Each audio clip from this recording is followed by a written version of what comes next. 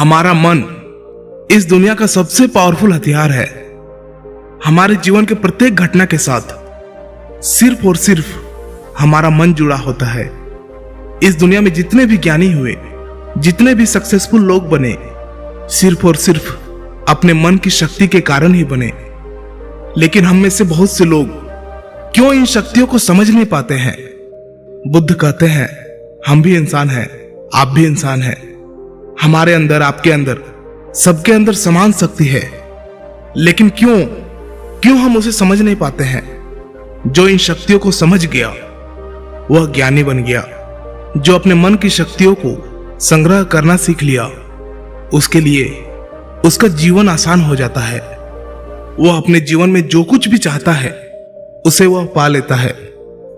गौतम बुद्ध कहते हैं कि सभी में बुद्ध बनने की योग्यता है, क्योंकि वह जानते हैं कि शक्ति वो हर इंसान में मौजूद है। लेकिन उस शक्ति का सही उपयोग हम नहीं कर पाते हैं। कुछ शक्तियों का उपयोग हम कर लेते हैं और कुछ शक्तियों को हम व्यर्थ में ही छोड़ देते हैं। आइए इसे एक छोटी सी कहानी से समझते हैं। इस कहानी को अंत तक जरूर समझना। अगर आपने इसे समझ लिया तो आप अपने जीवन में अपने मन के द्वारा, अपने मन की शक्तियों के द्वारा बहुत कुछ कर सकते हैं, बहुत कुछ पा सकते हैं। एक गुरु का शिष्य अपने गुरु की तरह बनना चाहता था।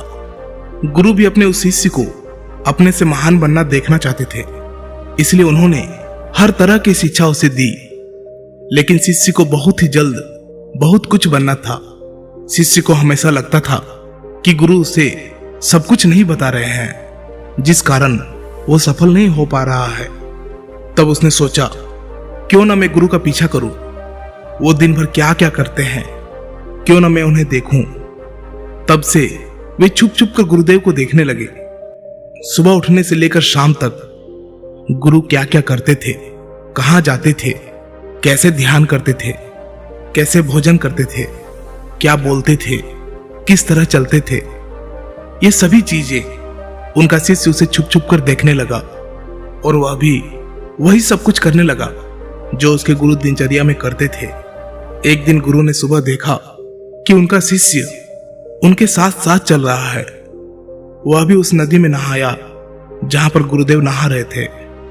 वह भी उस चट्टान पर पहुंचा जहां पर बैठकर गुरुदेव ध्यान करते थे। और गुरु के चट्टान पर बैठने से पहले ही वह उस चट्टान पर बैठ गया और ध्यान करने लगा। यह देखकर गुरुदेव मुस्कुराए और वहीं पास के ही दूसरे चट्टान में जाकर बैठ गए और ध्यान करने लगे। शिष्य ने सोचा कि गुरुदेव कुछ कहेंगे, लेकिन किसी की आवाज ना आते देख उसने अपनी आंखें खोलकर देखा। फिर उसने सोचा कि शायद गुरुदेव महीने में किसी एक दिन उस दूसरे चट्टान पर बैठकर ध्यान करते हैं। शिष्य की ये हरकतों को देखकर गुरु को पता चल गया था कि उनका शिष्य उनके तरह बनने के लिए उनका नकल कर रहा है। तब एक दिन गुरु एक पेड़ के डाल पर बैठकर सो गए। शिष्य ने सोचा शायद रात में पेड़ के डाल पर सोने से कुछ प्रभाव पड़ता होगा, इसीलिए गुरुदेव वहां पर सोए हैं। और वह भी उसी पेड़ की दूसरी डाल पर जाकर सो गया। रात को कुछ गिरने की आवाज आई। आवाज सुनकर गुरुदेव की आंखें खुली तो उन्होंने देखा कि नीचे जमीन पर उनका शिष्य गिरा हुआ है और वह चिल्ला रहा है। उन्होंने शिष्य को उठाया और कहा कि जब भी तुम बिना सोचे समझे किसी दूसरे के राह पर चलते हो या उसकी नकल करने की कोशिश करते हो, तब तुम ऐसे ही गिरोगे जैसे आज गिरे हो। शिष्य ने कहा, गुरुदेव मैं तो सिर्फ आपकी तरह बनने की कोशिश कर रहा था। गुरु ने कहा कि तुम अगर बंदर की तरह नकल करने लगोगे तो हो सकता है कि बहुत प्रयासों के बाद हर काम करने लगो जो बंदर करते हैं। पर क्या इंसान होने के बावजूद बंदर होना उचित होगा? शिष्य ने कहा, नहीं गुरुदेव, इंसान बनना ही ज्यादा उचित है। लेकिन गुरुदेव मैं अपने मकसद में कैसे सफल बन सकता हूं? मैं कैसे अपने आप को जान सकता हूं, पहचान सकता हूं? मैं तो बस यह देख रहा था कि आप क्या करते हैं, शायद उससे मुझे कोई रास्ता मिल जाए। गुरु ने कहा, जिस प्रकार शरीर को चलाने के लिए भोजन की आवश्यकता होती है। भोजन अगर शुद्ध है तो शरीर में शक्ति भी शुद्ध होती है। हमारा शरीर स्वस्थ रहता है, शक्तिशाली रहता है, बलवान रहता है। उस शरीर से जो भी कार्य करना चाहो तुम करवा सकते हो। लेकिन तुम खराब, सड़ा गला रखा हुआ बासी खाना खाओगे तो क्या होगा? शिष्य ने कहा, शरीर की शक्ति खत्म हो जाएगी, हमारा शरीर बीमार पड़ जाएगा। फिर गुरु ने कहा, इसी तरह हमारे पास मन की शक्ति होती है और इसमें इतनी शक्ति होती है कि कुछ भी पाया जा सकता है, कुछ भी बना जा सकता है, अपने आप को जाना जा सकता है, पहचाना जा सकता है, बुद्धत्व को प्राप्त किया जा सकता है। लेकिन मन की शक्तियों को नापा या तोला नहीं जा सकता है। शिष्य ने कहा, आप तो ज्ञानी हैं, ध्यानी हैं, इसलिए आपके पास मन की शक्तियां हैं जिनका उपयोग आप कर सकते हैं। लेकिन हम उपयोग करते हैं तो कुछ भी नहीं होता। गुरु ने कहा, शक्ति तो तुम्हारे पास भी है और उतनी ही है जितनी मेरे पास है या किसी और के पास है। तो गुरुदेव, फिर हम सभी लोग कामयाब क्यों नहीं होते? हमारे जैसे बहुत से लोग हमेशा असफल होते रहते हैं, ऐसा क्यों? गुरु ने कहा, क्योंकि मन की शक्तियों का हम सही तरीके से उपयोग नहीं कर पाते हैं, बल्कि मन की शक्तियां हमारा उपयोग कर लेती है। शिष्य ने कहा, क्या आप मेरे मन की शक्तियां दिखा सकते हैं? क्योंकि मैं इसे समझ नहीं पा रहा हूं। गुरुदेव बोले, हाँ बिल्कुल, मैं बिल्कुल दिखा सकता हूं, पर इसके लिए तुम्हें मेरा एक काम करना होगा। क्या तुम कर सकोगे? शिष्य ने कहा, हाँ अवश्य करूंगा। मुझे क्या करना है? गुरु ने कहा, ज्यादा कुछ नहीं करना है, बस इतना ही करना है कि जितने भी विचार तुम्हारे मन में आए उन विचारों को एक एक लकड़ी के समान समझना है और उन लकड़ियों को उठाकर उस झोपड़ी पर रखते जाना है। और यह तुम्हें पूरे 1 महीने के लिए करना होगा। ध्यान रहे, एक विचार के लिए एक लकड़ी का होना आवश्यक है। जैसे कोई भी विचार से कोई लकड़ी छूट ना जाए। एक काम और करना, अपने उस विचारों को जो तुम्हें ज्ञान और ध्यान प्राप्त करने के लिए आए, उन विचारों की लकड़ियों को तुम्हें उन झोपड़ियों के बाहर रखना होगा। शिष्य ने कहा, जो आज्ञा गुरुदेव, आप जैसे कह रहे हैं मैं वैसा ही करूंगा।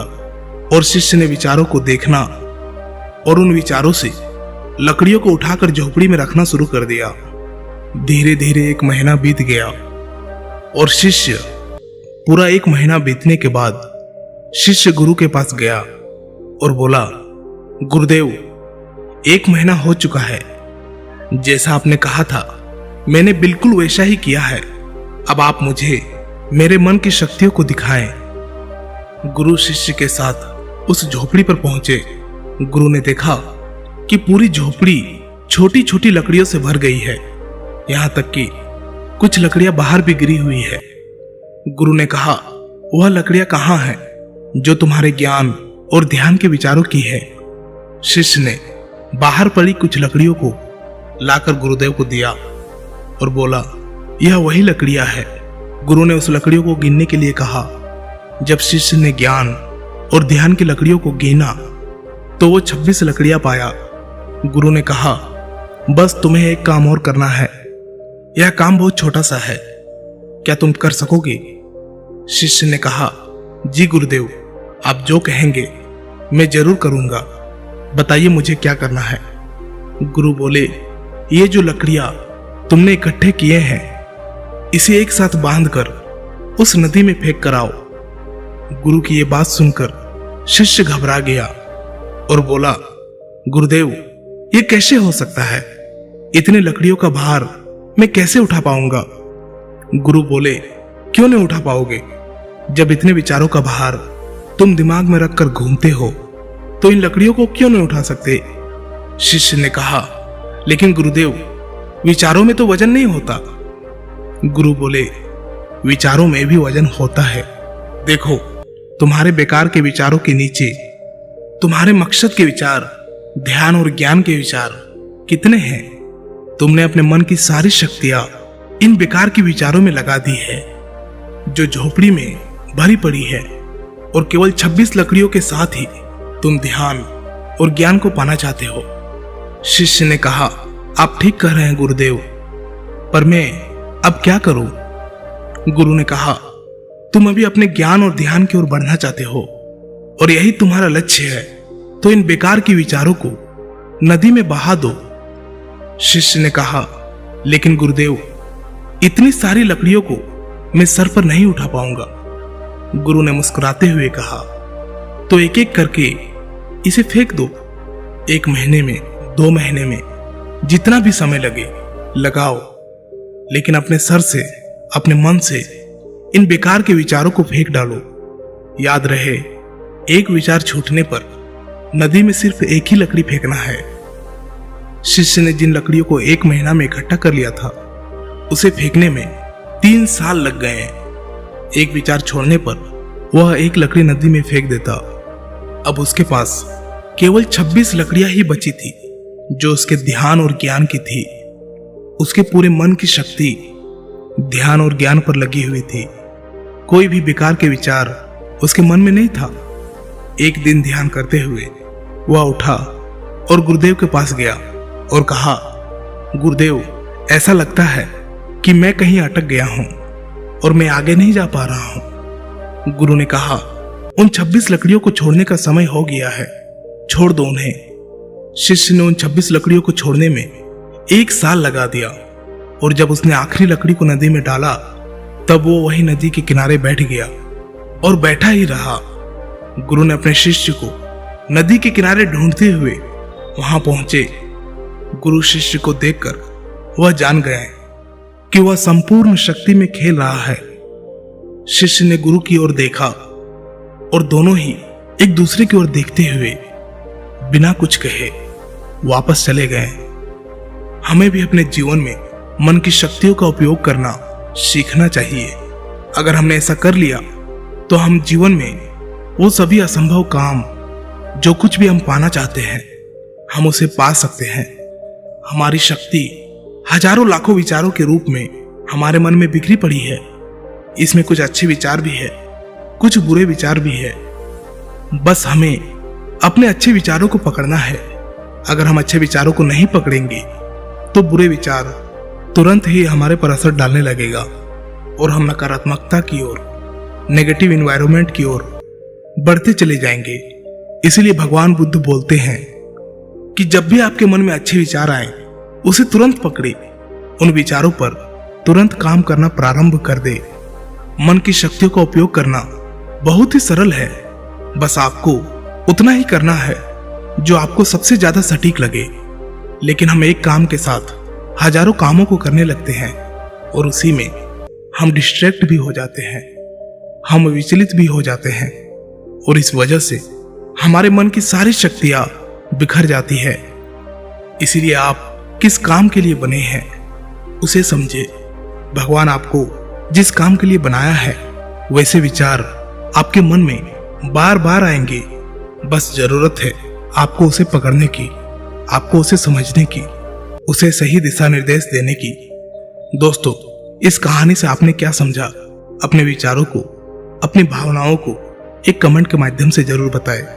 क्या पता आपके एक कमेंट से किसी का जीवन बदल जाए। धन्यवाद।